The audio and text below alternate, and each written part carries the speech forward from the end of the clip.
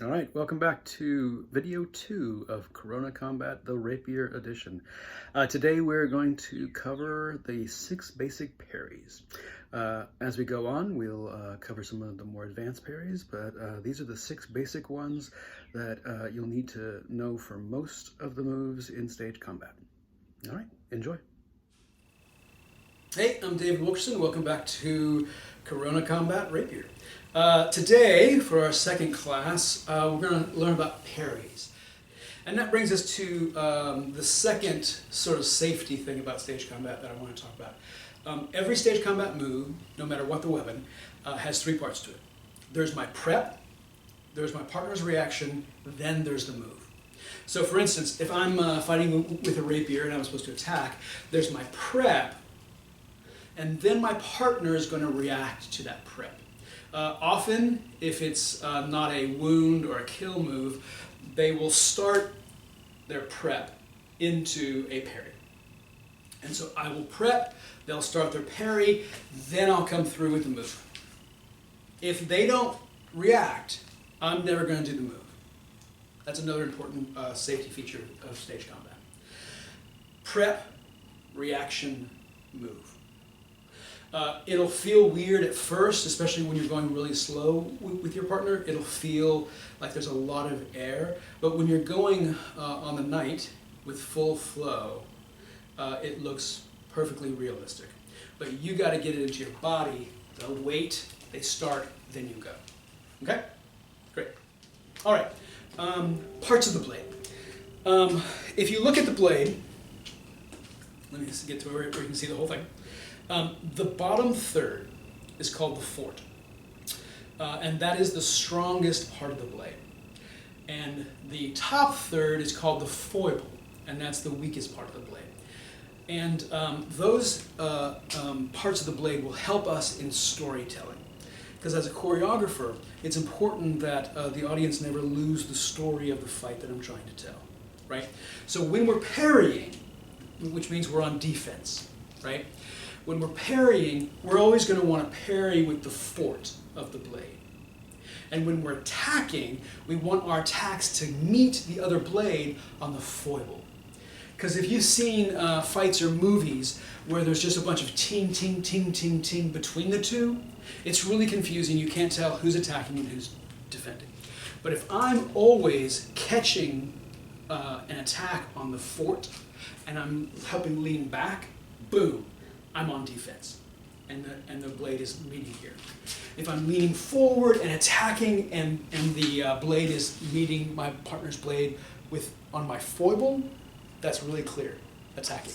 So as we go through these parries, keep in mind that all these parries, you're going to want to meet your partner's blade on your strongest part of your blade.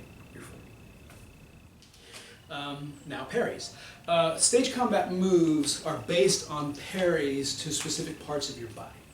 So I will attack to the parry of my partner, right?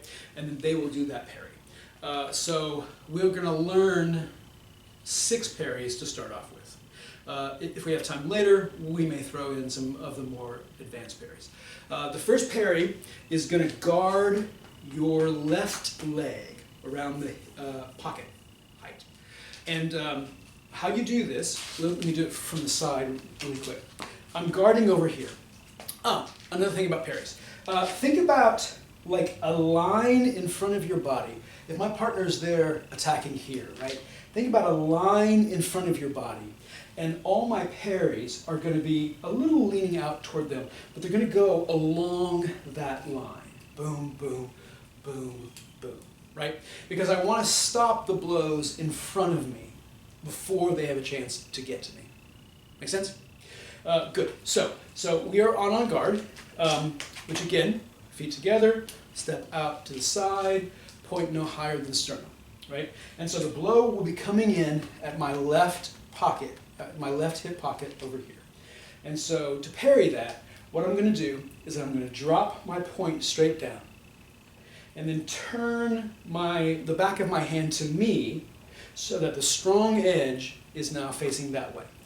Again, we said we would talk about strong edge a lot.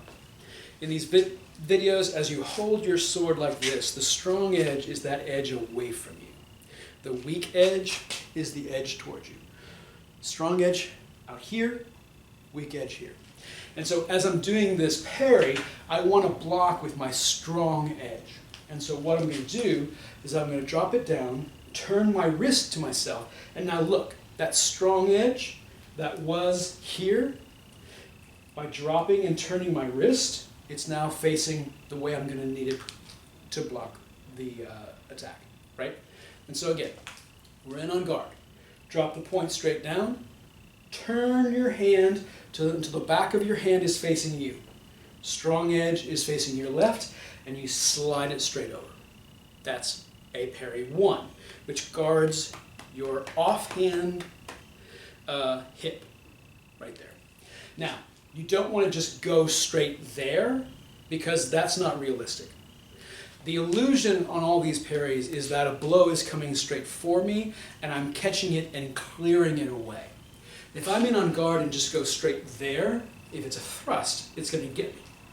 Instead, if I drop down, turn it over, and push it away, right, then it looks like if the blow is coming at me, I've caught it.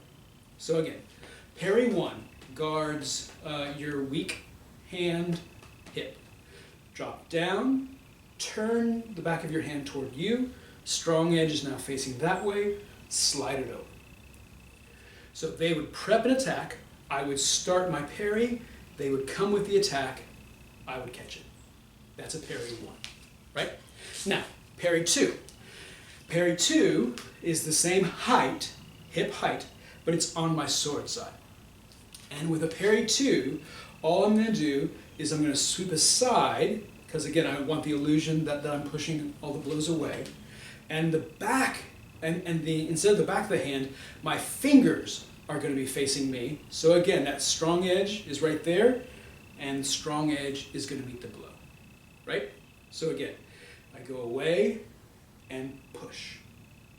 That's a parry 2.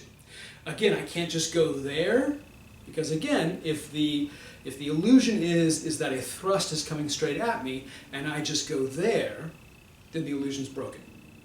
There's no way that I can parry that. But if I go away toward my left a little bit and then sweep it, boom, right? So again, facing this way, a parry 2, I go a little to my left and sweep it down, strong edge is facing my right, my fingers are facing me, boom. So, parry 2, parry 2, parry 2, right? If I go parry 1 and then parry 2, drop the point, back of the hand to me, 1, and if I want to get to 2, all I got to do is turn that strong edge away from me until my fingers are here and go across. All right, so after 1 and 2, parry 3. So 1 guarded your left side hip pocket, 1. 2 guarded your right side hip pocket, 2. 3 guards your bicep, mid bicep on your sword side. Again, I can't just go straight up here because the illusion has to be that if a thrust was coming at me, that I would clear it, right? So again, from here, I'm actually going to go away, break my wrist back so that the back of my hand is facing me, right? So what I do is from here, right, I'm on guard, and I go up, break my wrist back so that the strong edge, right, is now facing that way, and I slide it over, right? So again, 3. Now, I can't go up through my partner's face, right? Remember the bubble. So I have to go around my partner, go up, cut it back, and push it across, right? That's a 3. So again, over, across, 3. And that guards here. Again, so grab your sword and let's try just these first 3. All right, you ready? All right, so 1 guards your left side over here, right? Drop your point, back of the hand to you, push it across. Let's go straight to 2. All you do is you pivot, you turn your sword away from you to where your fingers are facing you, and this is where you've got to have a supple grip, right? We talked about that last time. If you have it too hard of a grip, you're not going to be able to make this turn. So you just turn your sword away from you, strong edge now facing that way, 2. For 3, all you do is you just flip it up, 3, because that would clear the blade. From 3 to 4, you just turn the blade away from you again to where the strong edge is facing that way and punch across. That's a 4. So while 3, guarded on the sword side, mid-bicep, 4 guards on your off arm, mid-bicep. So 4, if I go from on guard to 4, all I got to do is clear my partner, bring it up, push it across. Now, as we get going, there are fancier ways to do all these parries. Like instead of a parry 2, which I just did away and then 2, you can actually add a circle to your 2, where I drop it down, make a big loop to 2, right? Same thing with most of the parries. But like for 4, instead of clearing my partner, bringing it up, and going 4, I could also drop it down and loop up to 4. Don't worry about that now, right? We'll have some time to work on that later. But for now, let's just do our basic parries, right? So again, grab your stick and let's practice. So we got 1, which is off hand hip. 2, sword side hip. 3, sword side mid bicep. 4, offside mid bicep. Ready? Here we go, on guard. And let's go to a parry and then back to on guard. Ready? Here we go. And parry 1. Good. Again, that was tip down. Turn your hand to the back of the hand is facing you. Slide it across. Parry 1. Good. 2. Away from your partner. Slide it down to 2. Back to on guard. 3. Away from your partner. Break your wrist back so the back of your hand is facing you. Slide it across. 3. The last one. Back to on guard. 4. Clear my partner. Bring it up. 4. Good. All right, good. So we've gone through 1, 2, 3, and 4. The last 2 parries that we're going to cover today cover your head. Okay? And the first one is 5. So 4 covered off hand mid bicep. 5 covers your head, and it covers something coming slightly from your sword side. So if something is coming down here, you would use a 5 to parry it. So from on guard, what you'll want to do is you want to bring your point back to you, and then flip your hand up at a slight angle, about 35 degrees. And what you're going to want to do is you're going to want to push up. Now, you've got to clear your head, but you don't want to straight arm, because that is and reads weak. Whereas this is actually stronger and it reads stronger. Right? So, from on guard, my partner would start the move. I would drop down, make my angle, press up, ting. Here's our third safety thing. When you're attacking and parrying in stage combat, the defender, the one who's doing the parries, is always the one in charge of contact. Right? So if someone was attacking my 5 and I was late with my parry, they will stop it and wait for me to make contact. Right? It should be pretty obvious why that's an important safety rule. Because if I'm late and they get there and they're in charge of making contact, they will try to continue coming to make contact and they could hit me. Whereas if they're coming, I could just stop and I'm in charge of making contact. Even if they have to hang out for a while, I'm the one who goes up and reaches them. That's a 5. So now, 5 is your arms open and you're covering here. A 5A is coming from slightly your offside. And what you'll do is instead of drawing it back like this for a 5, you'll actually draw your hand over, and you've got a little window here, right? Strong edge is still facing up, slightly up here, and a 5A, you push up. Again, give me a slight bend at the arm still, stronger than that, right? Give me that still. Good. Back again, grab your stick. Let's try it. So 5 covers slightly your sword side. Draw it back, flip your hand up, slight angle, push it up. 5. Back.